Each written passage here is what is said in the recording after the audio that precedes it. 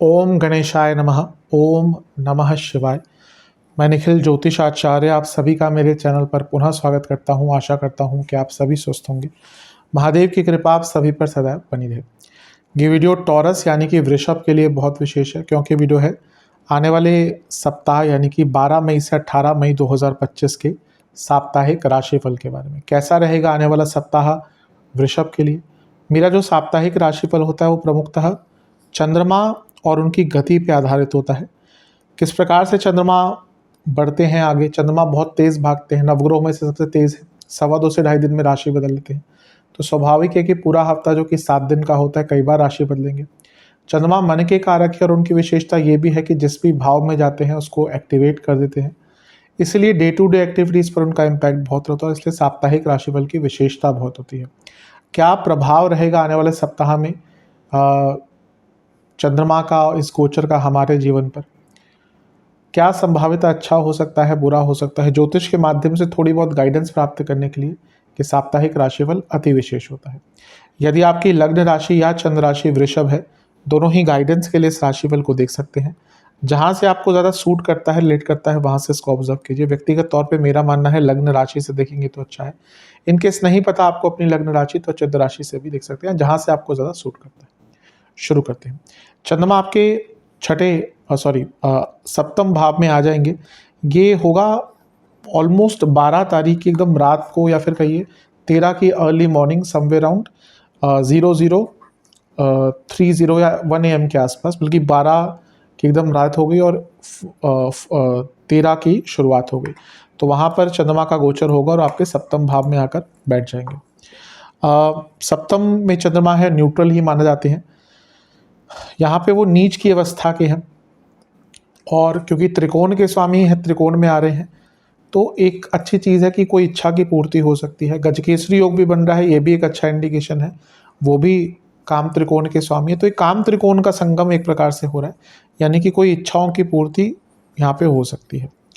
लेकिन क्योंकि चंद्रमा नीच के हैं और परिवर्तन योग भी एक नीच के ग्रह के साथ बना हुआ है, यानी कि जो आपकी इच्छाएं हैं वो आपको गलत डायरेक्शन में भी लेके जा सकती हैं। और क्योंकि गुरु अष्टमेश भी हैं, तो कुछ भी अचानक से करने से बचे। हर चीज़ को बहुत सोच समझ कर, परख कर, एनालाइज कर कर ही आगे बढ़े। गुरु का प्रभाव गजकेसरी योग भी बना रहा है, ये भी एक अच्छी चीज़ है। जो परिवर्तन योग तीसरे और सप्तम के बीच में बन रहा है, ये भी एक प्रकार से जीवन को गति प्रदान करने वाला होता है। और जैसा मैंने कहा, इच्छाओं की पूर्ति, बस अपनी इच्छाओं पर नियंत्रण रखना है, क्योंकि नीच के ग्रह की यही प्रकृति होती है कि वो आपको ये नहीं बताता कब रुकना है। वो यही कहता है कि और भी प्राप्त करना है, और उस चक्कर में व्यक्ति अपने बने बनाए कामों को बिगाड़ देता है। राहु का प्रभाव भी है, गुरु का प्रभाव भी है। ये कहीं ना कहीं अंकित करता है कि अचानक से, क्योंकि राहु लाभ स्थान में बैठे हैं और गुरु लाभ स्थान के स्वामी हैं, तो अचानक से कोई बहुत बड़ा लाभ यहाँ पर प्राप्त हो सकता है। नवांश कुंडली कहती है कि हर चीज़ को परख कर ही आगे बढ़े, किसी भी चीज़ की फेस वैल्यू पर उसको ना ले। दशांश कुंडली कार्य क्षेत्र में सब अच्छा है, आगे बढ़ने का मौका मिलेगा, रिकॉग्निशन मिलेगा। बिजनेस में भी सब अच्छा है दिख रहा है, बस शांति बनाकर रखिएगा। जहाँ तक लव लाइफ की बात है, थोड़ा सा मैच्योरिटी लाइए। I think it's time to grow in the relationship. ऐसा लग रहा है कि रिलेशनशिप स्टैग्नेट हो गया है। वैवाहिक जीवन शक बहुत रहेगा, थोड़ा सा इससे बचिएगा। फालतू की चीज़ों पे शक होगा, फिर लड़ाई होगी। जहाँ तक स्टूडेंट्स की बात है, आपको थोड़ा सा कॉन्फिडेंस पे काम करने की आवश्यकता है। सेहत के हिसाब से कफ रोग, गॉलब्लैडर या किडनी की कोई प्रॉब्लम है, रक्त विकार ये तंग करेंगे। सर्वाष्टक में आपका भाग्यस्थान बली है, ये कहीं ना कहीं अंकित करता है कि हफ्ते का शुरुआती भाग भौतिक रूप से बहुत अच्छा दिख रहा है। 15 मई दिन के 2 बजे के आसपास चंद्रमा राशि बदलेंगे और आपके अष्टम भाव यानी कि धनु में प्रवेश कर जाएंगे। और 18 मई अगेन 1 AM के आसपास तक उनका प्रवास यहीं पर रहेगा। चंद्रमा का गोचर 15 को होगा। इसी दिन सूर्य का गोचर भी होगा, और इससे एक दिन पहले देवगुरु बृहस्पति का गोचर हो चुका होगा। तो यहाँ पे देवगुरु बृहस्पति का प्रभाव दोबारा से चंद्रमा पर आ गया, तो ये पुनः गजकेसरी योग बन गया। और यहाँ पे खुद चंद्रमा गुरु की राशि में ही है, ये भी एक प्रकार से बहुत शुभ संकेत है। क्योंकि गुरु धन स्थान में गए, लाभ योग बना रहे हैं, धन योग बना रहे हैं और अष्टम को भी देख रहे हैं, ये भी पुनः बता रहा है कि अचानक से बहुत बड़े धन की प्राप्ति, ये पूरा हफ्ता ऑलमोस्ट आपको बहुत बड़े धन की प्राप्ति के योग बने हुए हैं और अचानक से भी होगा, रुका हुआ पैसा भी आएगा। गुरु आपके लाभ स्थान के स्वामी हैं, तो ये नए सोर्सेस ऑफ इनकम भी खोलता है, और क्योंकि उनका प्रोटेक्शन अष्टम को मिल गया और चंद्रमा को मिल गया, तो वो जो नेगेटिव इन्फ्लुएंस है चंद्रमा का वो भी थोड़ा सा कम रहेगा, लेकिन फिर भी एंग्जाइटी आदि हो सकती है। धन से संबंधित कोई बहुत बड़ा निर्णय लेने से अपने आप को थोड़ा सा यहाँ पर रोक कर रखें। शनि की दृष्टि है, शनि योग कारक है आपके, ये एक अच्छी चीज़ है। शनि नवमेश है, दशमेश है, कोई अटका हुआ काम उसमें गति प्रदान हो सकती है, लेकिन क्योंकि विषदोष बना रहे हैं तो एंग्जाइटी कहीं ना कहीं यहाँ से भी अंकित हो रही है। नवांश कुंडली बता रही है कि ये समय थोड़ा सा आत्ममंथन का है, एनालाइज करने का है। दशांश कुंडली कार्य क्षेत्र में अगर आप जॉब चेंज करने का विचार कर रहे थे, बहुत अच्छा टाइम है। बिजनेस की जहाँ तक बात है, आई थिंक अपनी बिजनेस की नीड्स को समझिए। ऐसा नहीं कि किसी कोई व्यक्ति अपने बिजनेस में कुछ कर रहा है तो आपका बिजनेस भी वैसे ही चलेगा, नहीं। हर बिजनेस की नीड्स अलग होती हैं, वो आपको थोड़ा समझना पड़ेगा। जहाँ तक लव लाइफ की बात है, एम अच्छा रखिए, एम क्लियर रखिए। ऐसा लग रहा है कि एक क्लैरिटी ही नहीं है फ्यूचर को लेकर दोनों के बीच में। वैवाहिक जीवन की जहाँ तक बात है, थोड़ा पैशन वापस लाइए। जहाँ तक स्टूडेंट्स की बात है, एक ही चीज़ कहूँगा कि आपको थोड़ा सा अपनी सेहत पर ध्यान देना पड़ेगा, क्योंकि आई थिंक उसको आप नज़रअंदाज कर रहे हैं। जहाँ सेहत की हम बात करें तो हड्डियों की प्रॉब्लम, इन्फेक्शन और रक्त विकार।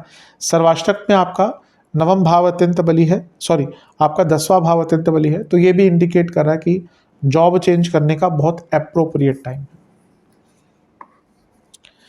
18 तारीख को अराउंड 1 AM के आसपास चंद्रमा राशि बदलेंगे और आपके भाग्य स्थान यानी कि मकर में जाकर बैठ जाएंगे।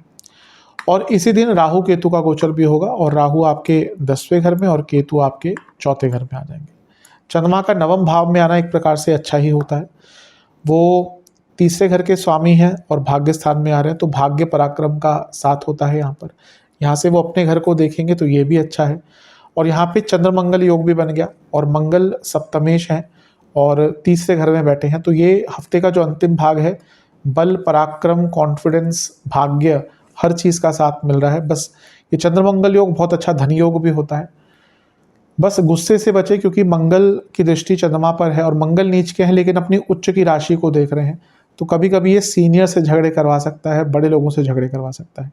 एक और चीज़ थोड़ी सी नेगेटिव है कि गुरु से अष्टम में हो गए तो शकट योग बन गया, और शकट योग से पुनः क्या होता है, कोई बहुत महत्वपूर्ण चीज़ों में थोड़ा विलंब देखने को मिल सकता है।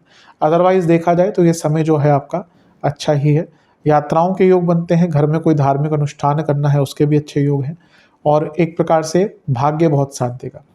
नवांश कुंडली कह रही है कि अपने मन की बातें किसी से क्लियर आउट कर लीजिएगा। ऐसा लग रहा है कि मन में बहुत द्वंद्व है, बहुत ऐसी चीज़ें हैं जो नहीं डिस्कस कर पा रहे, उसको डिस्कशन करने के लिए अच्छा टाइम है। जहाँ तक दशांश कुंडली की बात है, कार्य क्षेत्र में सब अच्छा है, बस थोड़ा सा अपने काम पर फोकस रखिएगा। बिजनेस के हिसाब से बहुत अच्छा टाइम है, सक्सेस मिलती हुई दिख रही है। लव लाइफ, अपना थोड़ा सा परसेप्शन आपको बदलना पड़ेगा अपने पार्टनर को लेकर, अपने फ्यूचर को लेकर। वैवाहिक जीवन, एक ही चीज़ कहूँगा कि थोड़ा सा स्टेबिलिटी पर काम कीजिए। स्टेबिलिटी बहुत लैक दिख रही है। स्टूडेंट्स की जहाँ तक बात है, थोड़ी चतुरता लाइए, आपको थोड़ा सा समय के साथ बदलना पड़ेगा जो आप नहीं कर पा रहे। सेहत के हिसाब से बीपी की प्रॉब्लम, हड्डियों की प्रॉब्लम, जोड़ों का दर्द। सर्वाष्टक में आपका भाग्यस्थानी बलि, हफ्ते का अंतिम भाग भाग्य के द्वारा कुछ नए अवसर आपको देकर जाएंगे। उपाय के स्वरूप में दुर्गा जी को और लक्ष्मी जी को मिठाई का भोग लगाइएगा, और दोनों की चालीसा का एक बार पाठ कीजिएगा। आशा करता हूँ कि वीडियो काम आएगी। चैनल पर नए हैं सब्सक्राइब कीजिए, वीडियो को लाइक कीजिए। मिलता हूँ आप सभी से अगले वीडियो में, तब तक के लिए ओम नमः शिवाय।